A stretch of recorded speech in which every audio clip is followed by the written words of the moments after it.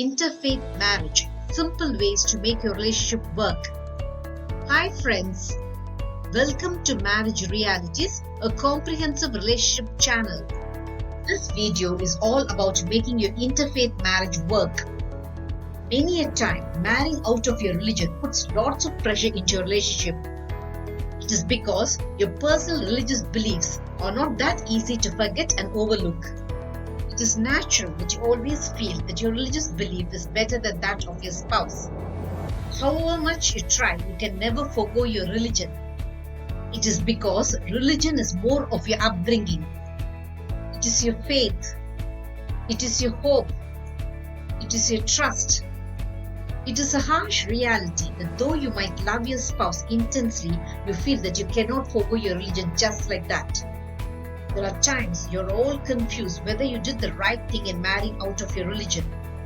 Is there anything wrong in being faithful to your own religion after marrying out of it? Absolutely not. Being faithful to your religion even after marrying out of it is not at all wrong. It's the most natural feeling you and your spouse will be having all through your married life. You just cannot avoid it.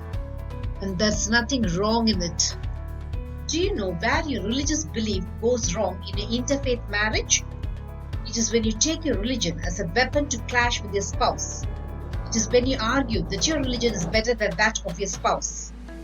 It is when you force your spouse to convert to your religion. It is when you make fun of the religion of your spouse. If you lock horns with your spouse about your belief, you're literally converting your relationship into a religious warfare. It will do immense damage to your relationship. So, never make your religion become a reason for unnecessary arguments between you. Understand the simple fact that your religion should rule your mind, not your relationship. You knew that your spouse belonged to another faith even before marrying him or her, didn't you? And you married your spouse in spite of your different religion because of the love you had for him or her. When you're in love, your religious differences never occur to you. You only feel the love for your spouse. You feel that your spouse is the ideal person to spend the rest of your life with. But after a few years of your marriage, the whole scenario in your relationship changes. As years go by, your attitude towards your spouse undergoes volumes of changes. The frenzied love you had for each other settles down to normalcy. You now face your married life with all its relationship problems and issues.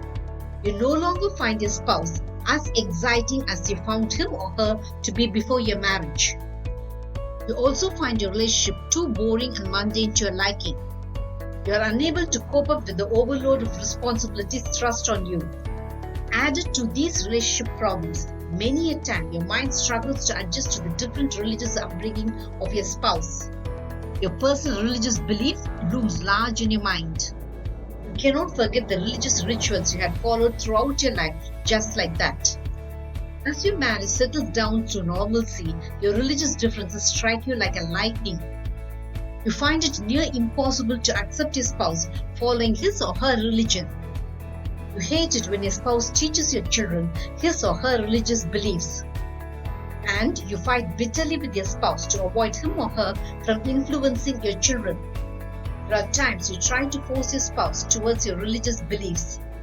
Your spouse also tries to do the same. Unknowing to both, you allow the differences in religion to interfere into the happiness of your married life. You're doing it all wrong.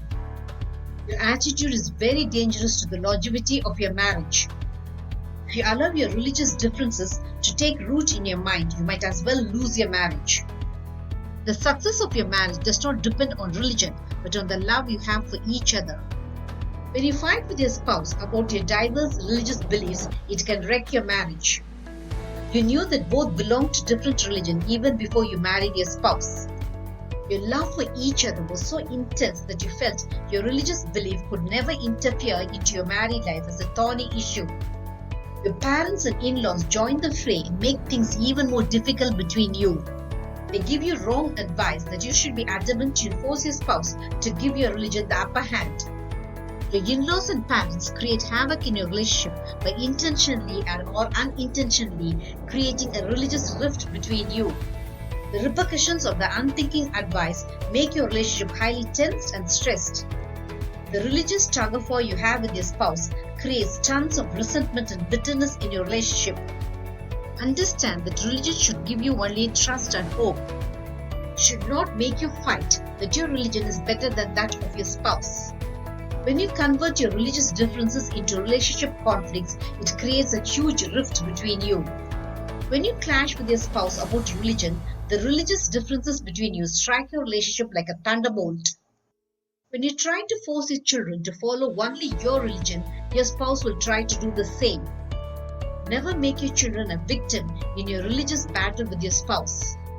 Never argue bitterly with your spouse over your religion as if the happiness of your married life depended on it. Your war about your religion creates a tremendous strain in your relationship. Every religion preaches about the goodness you should follow to make your life meaningful and worthwhile. Here are some simplest of simple tricks to make your interfaith marriage work. The religious belief of your spouse should be respected by you. Your religious beliefs should be respected by your spouse.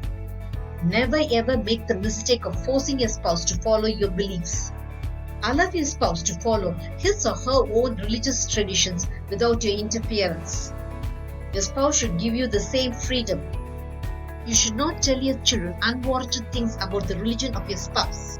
Your children should follow the religious beliefs of you and your spouse with sincere devotion.